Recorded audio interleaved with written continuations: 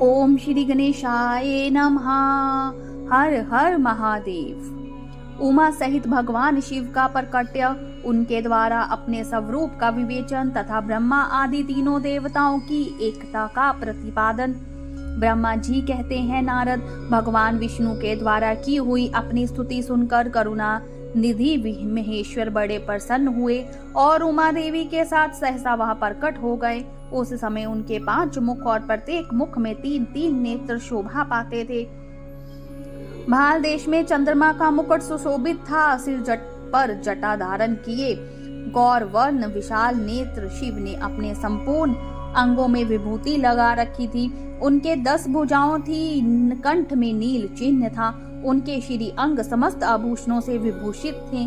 उन स्वर्ग सुंदर शिव के मस्तक भस्ममय त्रिपुंड से अंकित थे।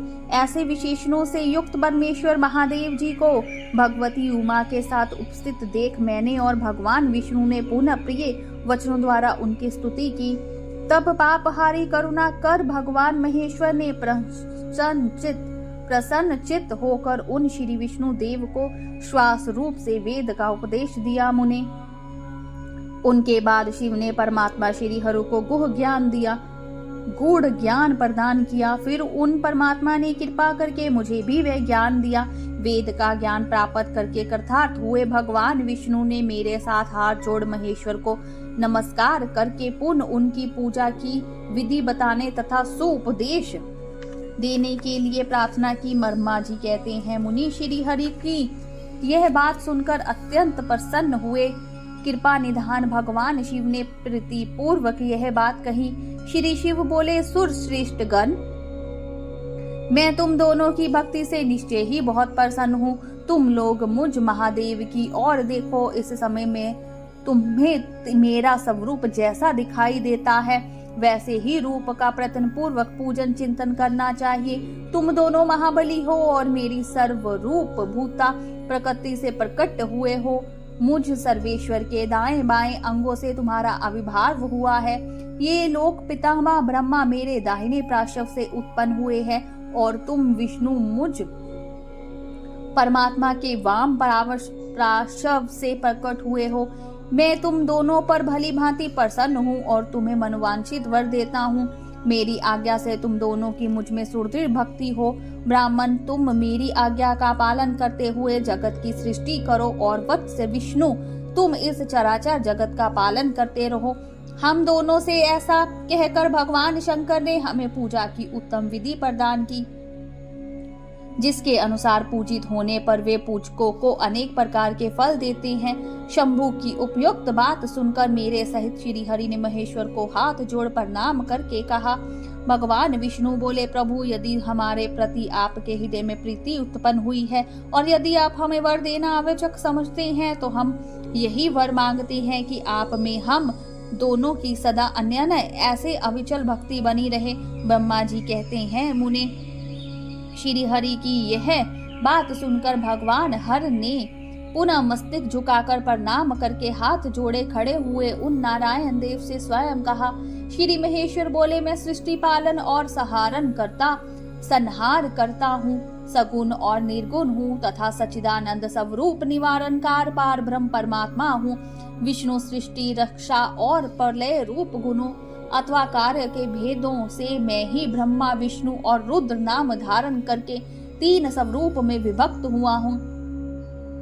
हरे वास्तव में मैं सदा निष्कल हूँ। विष्णु, तुमने और ब्रह्मा ने मेरे अवतार के निमित्त जो स्तुति की है, तुम्हारी उस प्रार्थना को मैं अवश्य सच्ची कहूँगा, क्योंकि मैं भक्त वत्सल्य हूँ। ब्राह्मण, मेरा ऐसा ही परम उत्कृष्ट रूप तुम्हारे शरीर से इस लोक में प्रकट होगा, जो नाम से रुद्र कहलाएगा। मेरे अंश से प्रकट हुए रुद्र की सामर्थ्य मुझसे कम नहीं होगी। जो मैं ही हूँ वही ये रुद्र है। पूजा की विधि विधान की दृष्टि से मुझ में और उनमें कोई अंतर नहीं है। जैसे ज्योति का जल आदि के साथ संपर्क होने पर भी उसमें स्पर्श दोष नहीं लगता, उसी प्रकार मुझ निर्गुण परमात्मा को भी किसी के सहयोग से बंधन नहीं प्राप्त होता। यह मेरा शिव रूप है। जब रुद्र प्रकट होंगे तब वे भी शिव के ही तुल्य होंगे। महामुने, उनमें और शिव में प्रायपन का भेद नहीं करना चाहिए। वास्तव में एक ही रूप सब जगत में व्यवहार निर्वाह के लिए दो रूपों में विभक्त हो गया है, अतः शिव और रुद्र में कभी भेद बुद्धि नहीं करनी चाहिए। वास्तव में सारा दृश्य ही मेरे विचार से शिव रूप है। मैं, तुम, ब्रह्मा तथा जो ये रुद्र प्रकट होंगे वे सब के सब एक रूप हैं, इनमें भेद नहीं है। भेद मानने पर अवश्य ही बंधन होगा, तथापि मेरा शिव रूप ही सनातन है। यही सदा सब रूपों का मूलभूत कहा गया है। यह सत्य ज्ञान एवं अनंत ब्रह्म है। ऐसा जानकर सदा मन से मेरे यथार्थ स्वरूप का दर्शन करना चाहिए। ब्राह्मण ने सुनो, मैं तुम्हें एक गोपनीय बात बता रहा हूँ। मैं स्वयं ब्रह्मा जी की भ्रुकुटी से प्रकट होऊंगा। गुणों में भी मेरा प्रकाट्य कहा गया है। जैसे कि लोगों ने कहा है हर तामस प्रकृति के हैं, जैसे कि लोगों ने कहा है हर तामस प्रकृति के हैं, वास्तव में उस रूप में अहंकार का वर्णन हुआ है। उस अहंकार को केवल तामस ही नहीं, वैकारिक सात्विक भी समझना चाहिए, क्योंकि सात्विक देवगण वैकारिक अहंकारों की ही सृष्टि है। यह तामस और सात्विक आदि भेद केवल नाम मात्र का है, वस्तुतः नहीं है। वास्तव में हर को तामस नहीं कहा जा सकता। ब्राह्मण, इस कारण से तुम्हें ऐसा करना चाहिए। तुम तो इस सृष्टि के निर्माता बनो और श्री हरि इसका पालन करे, तथा मेरे अंश से प्रकट होने वाले जो रुद्र है वे इसका प्रलय करने वाले होंगे। ये जो उमा नाम से विख्यात परमेश्वरी प्रकृति देवी हैं, उन्हीं की शक्ति भूता वाग देवी ब्रह्मा जी का सेवन करेगी। फिर इन प्राकृतिक देवी से वहां जो दूसरी शक्ति प्रकट होगी वह लक्ष्मी रूप से भगवान विष्णु का आश्रय लेगी। तदनंतर पुनः काली नाम से जो तीसरी शक्ति प्रकट होगी वे निश्चय ही मेरे अंशभूत रुद्र देव को प्राप्त होगी। वे कार्य की सिद्धि के लिए वहां ज्योति रूप से प्रकट होगी। इस प्रकार मैंने देवी की शुभ स्वरूप पराशक्तियों का परिचय दिया है। उनका कार्यक्रम सृष्टि पालन और संहार का संपादन ही है। सुरश्रेष्ठ, ये सब की सब मेरी प्रिय प्रकृति देवी की अंशभूता है। हरे, तुम लक्ष्मी का सहारा लेकर कार्य करो। ब्राह्मण, तुम्हें प्रकृति की अंशभूता वाग देवी को पाकर मेरी आज्ञा के अनुसार मन से सृष्टि कार्य का संचालन करना चाहिए, और मैं अपनी प्रिय की अंशभूता प्रताप काली का आश्रय ले रुद्र रूप से प्रलय संबंधी उत्तम कार्य करूंगा। तुम सब लोग अवश्य ही संपूर्ण आश्रमों तथा उनसे भिन्न अनन्य विविध कार्यों द्वारा चारों वर्णों से भरे हुए लोक की सृष्टि एवं रक्षा आदि करके सुख पाओगे।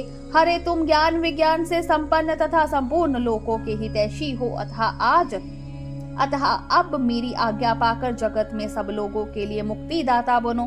मेरे दर्शन होने पर जो फल प्राप्त होता है वही तुम्हारा दर्शन होने पर भी होगा। मेरी ये बात सत्य है, इसमें संशय के लिए स्थान नहीं है। मेरे हृदय में विष्णु है और विष्णु के हृदय में मैं ही हूँ। जो इन दोनों में अंतर नहीं समझता वही मुझे विशेष प्रिय है। श्री हरि मेरे बाएं अंग से प्रकट हुए हैं, ब्रह्मा का दाहिने अंग से प्रकट हुआ है, और महाप्रलयकाली विश्वात्मा रुद्र मेरे हृदय से प्राभूत होंगे। विष्णु में ही सृष्टि पालन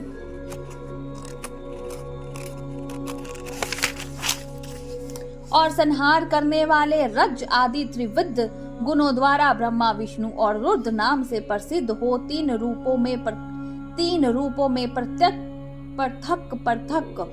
प्रकट होता हूँ। साक्षात शिव गुणों से भिन्न है, वे प्रकृति और पुरुष से भी परे हैं। अद्वितीय, नित्य, अनंत, पूर्ण एवं निरंजन पार ब्रह्म परमात्मा है। तीनों लोकों का पालन करने वाले श्री हरि भीतर तमोगुण और बाहर सत्व गुण धारण करते हैं। त्रिलोकी का संहार करने वाले रुद्र देव भीतर सत्वगुण और बाहर तमोगुण धारण करते हैं, तथा त्रिभुवन की